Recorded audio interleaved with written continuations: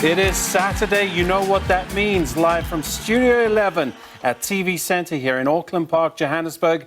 It's time for Sports Live. We've got plenty of ground to cover, so let's get started. Pimpy Crawford, Pimpy Git. He's got Arendse on the outside. 2 on 1 part. Moody!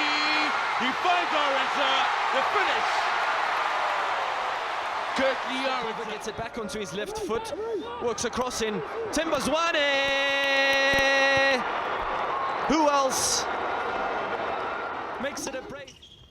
Okay, set the match. Teamwork. This is 4-6, 7-6, 11-9. And that's what we've got in store for you. But first, rugby. The Springboks beat Argentina 38-21 in the final round of the Rugby Championship at Kings Park in Durban.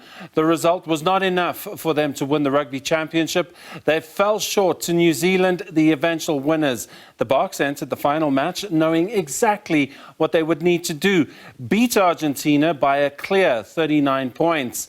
But unfortunately, they could not get it done. South Africa finishes second to the All Blacks in the Rugby Championship. New Zealand wins the Rugby Championship for a 19th time.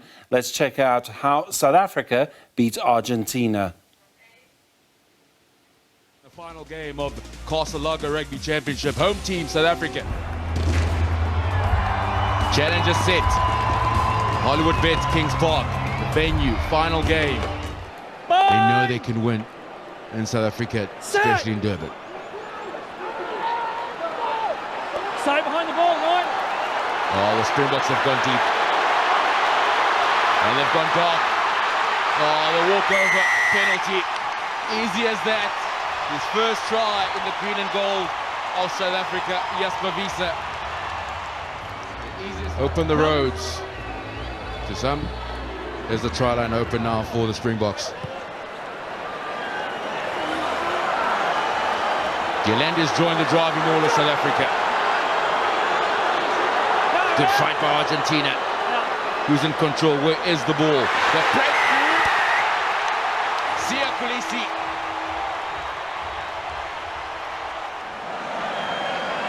Van Steen with the conversion. It's good. Advantage Argentina. Labanene. He's short. Onto the short side, Bertrand. Try stands.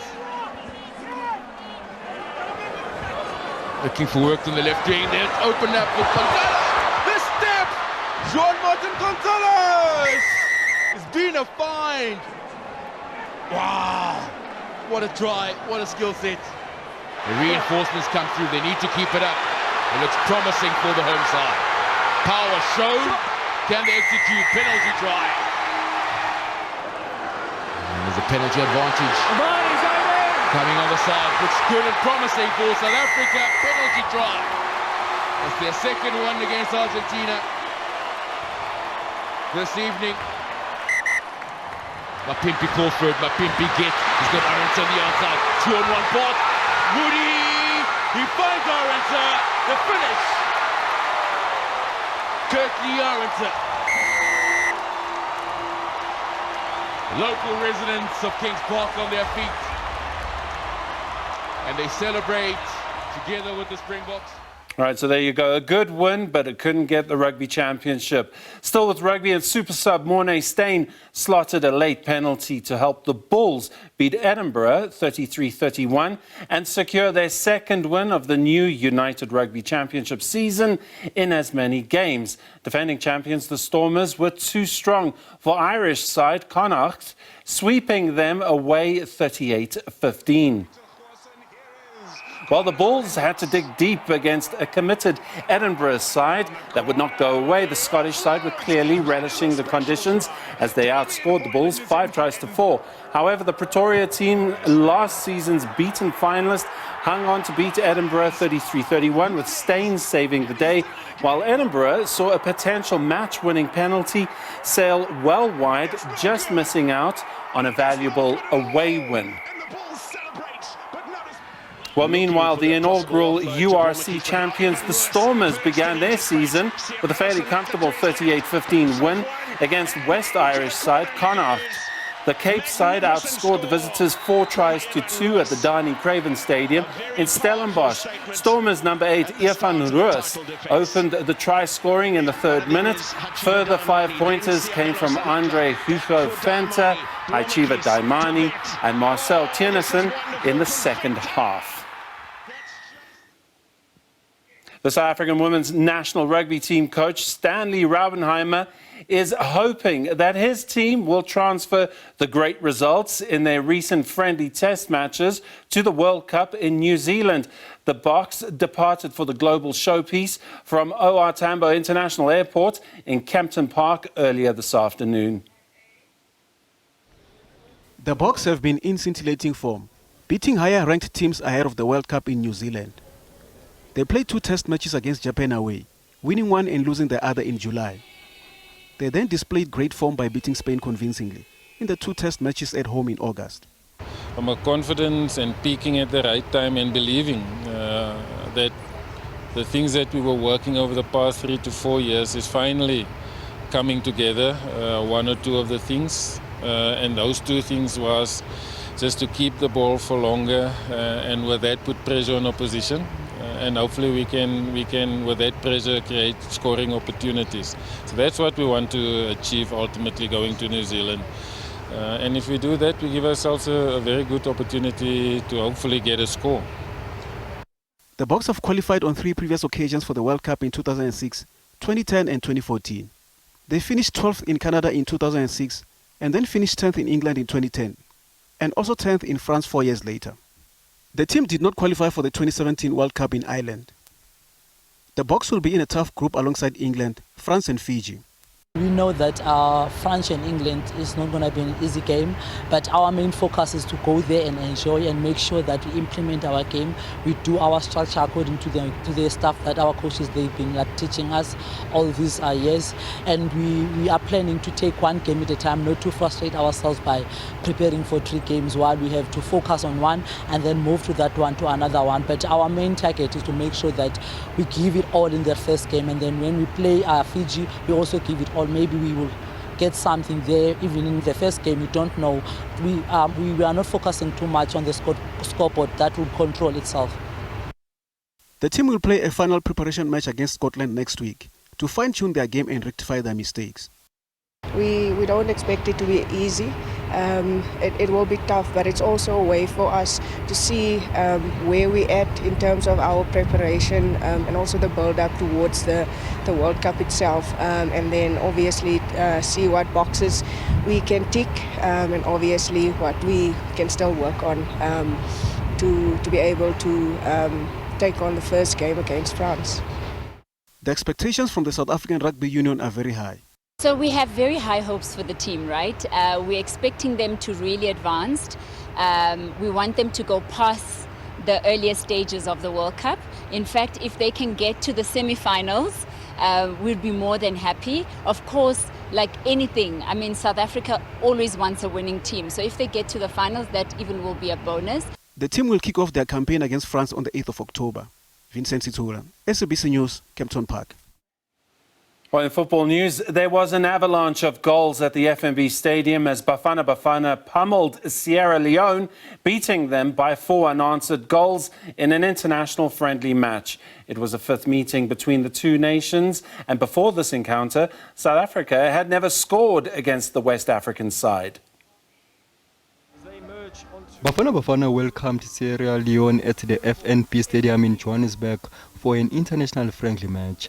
Mamelodi Sundowns' star player Themba Zwane made a much-anticipated return to Bafana's lineup following a long absence from the national team. In the 17th minute, Bafana Bafana won a set piece following a foul on Zwane. Oprimu Diba stepped up. Innocent Mayela connected with Hauhelo Sihota's corner kick and narrowly missed the target. At the other end, the visitors won a free kick following Kosinati SABC's foul that resulted in a caution. After that, Ronwen Williams was called into action. Decent attempt, Ronwen Williams. Forced to tip it over. Just after the half-hour mark, Zwane announced his return with a goal to the amusement of coach Hugo Bruce. Early in the second half, debutant Mihlali Mayambela made it 2-0 following a brilliant run by Zakele Libasa.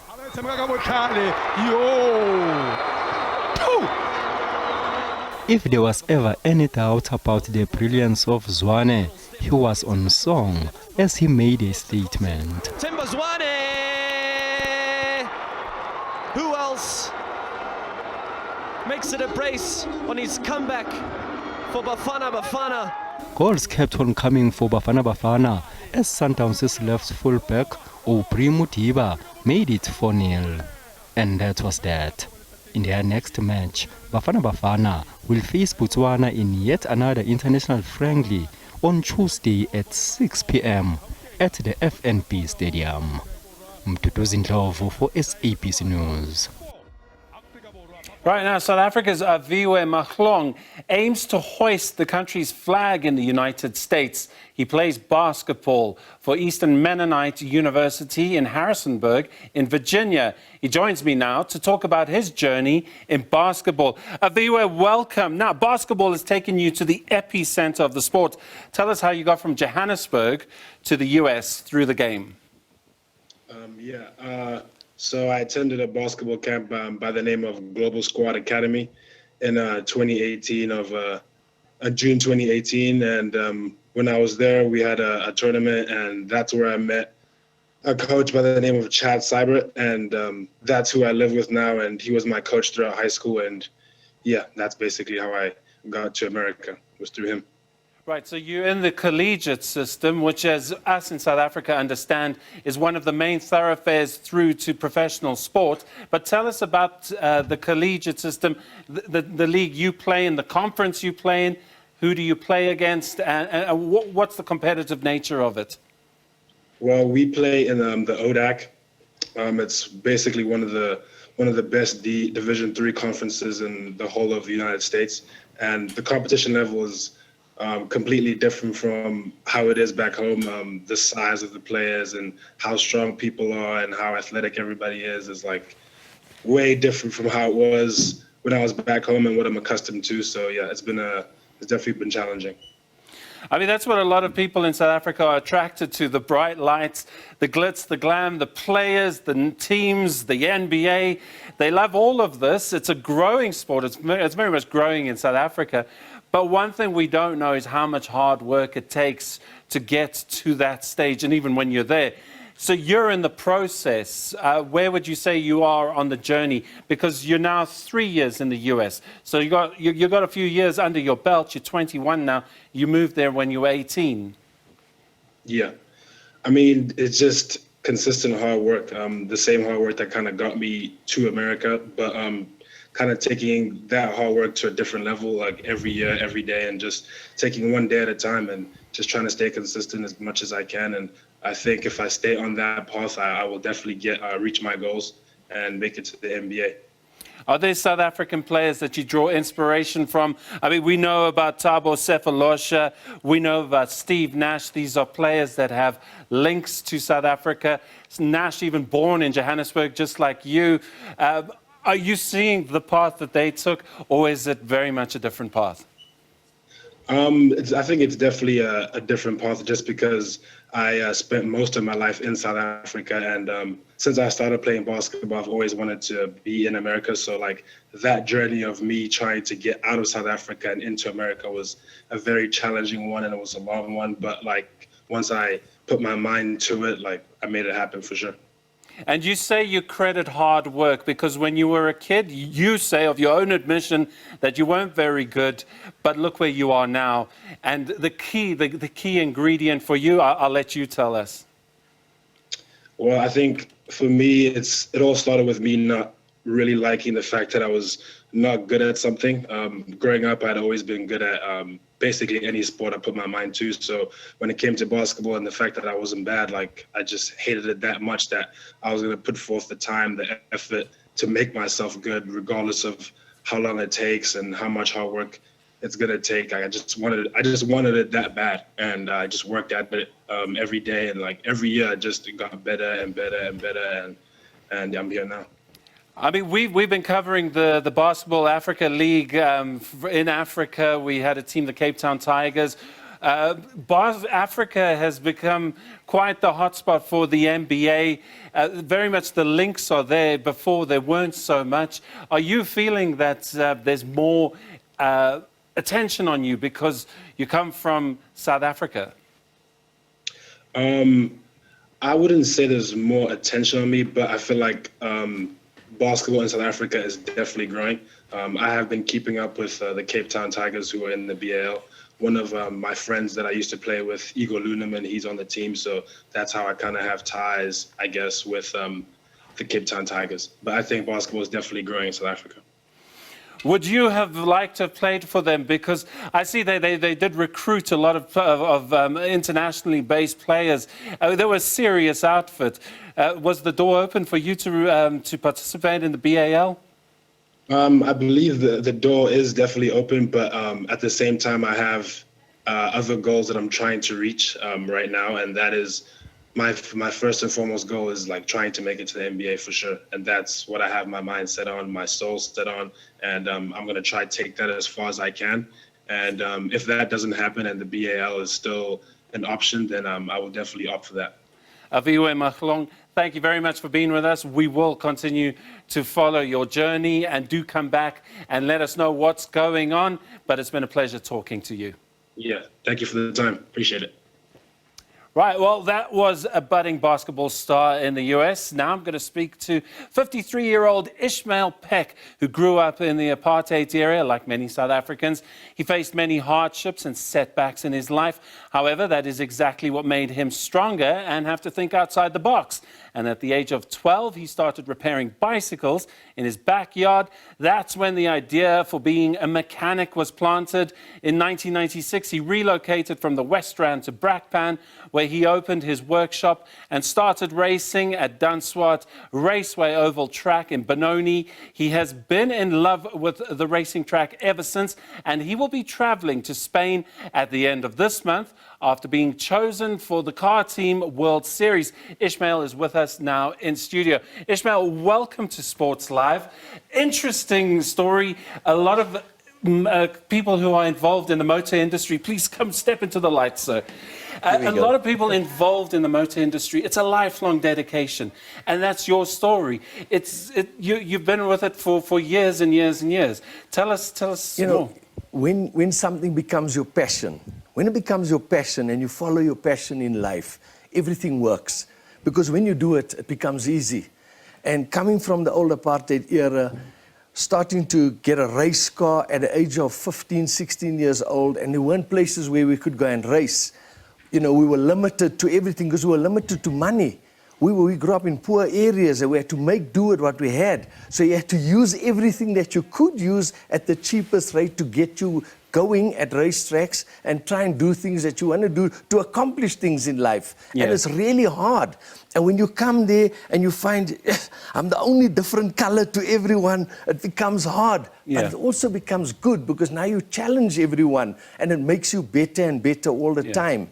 And, you know, going to Spain, I'm actually not going to Spain for myself. I'm taking two youngsters, two black boys that won the championship. They are my friend Dumisani, his two sons started racing this year, go-karts.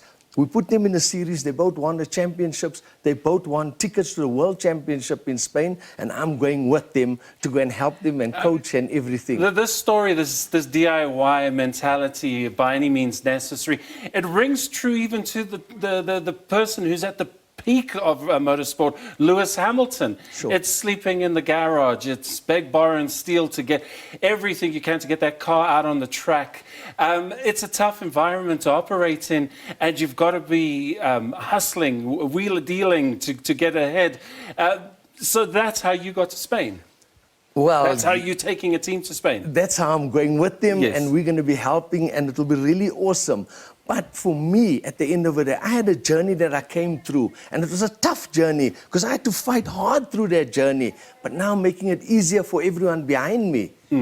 And I can help them so that they got an easier channel to get their way to, to where they must be. Yeah. And it's just... And you're stewarding them through to know that it's not all going to come to you. You've got to go out and get it. Exactly. So tell us about the cars in this World Series.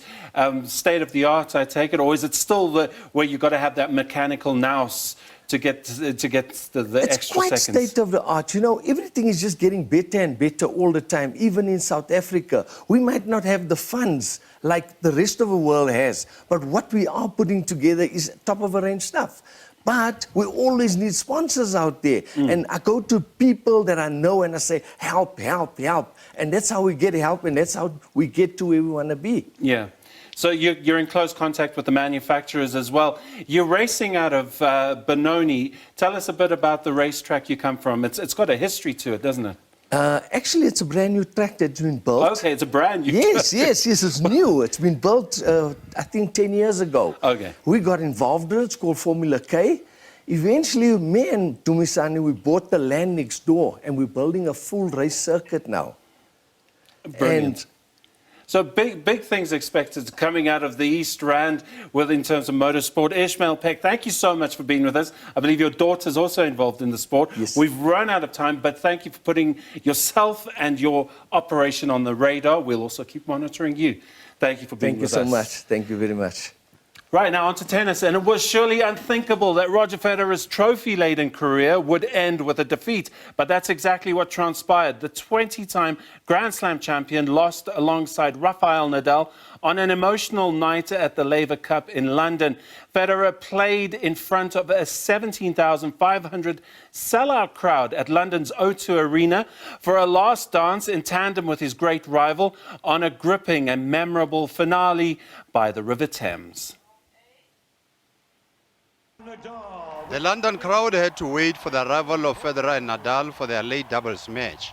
An electric atmosphere greeted him as he walked out into the Cavenias Arena alongside Nadal for what would be his last dance. An even bigger cheer went up when Federer punched away a volley in the opening game. During the changeovers, the video screens showed some iconic moments of Federer's 24-year professional career. Federer was equal to pretty much everything though. His silky shot making and nimble footwork are very much intact despite such a long time away from the match court. The pair, with a combined age of 77 and 42 Grand Slam titles between them, edged the opening set by breaking a Tiafoe's save. But they were instead dragged into a tense deciding tie-break with the clock past midnight. Federer and Nadal clawed their way towards a victory the occasion demanded, but they fell agonizingly short. Americans... And it feels, and it does feel like a celebration to me. I wanted to feel like this at the end, and it's exactly what I hoped for, so thank you.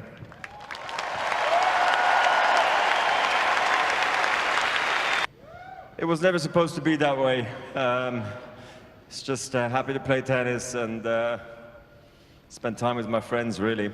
And it didn't end here, so it's been a perfect journey. I would do it all over again.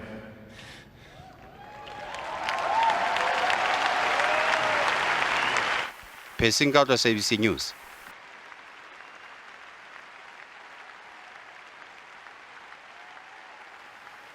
And that's where we're going to have to leave it for Sports Live for tonight. Thanks for joining us. From myself and all the team, good night and take care.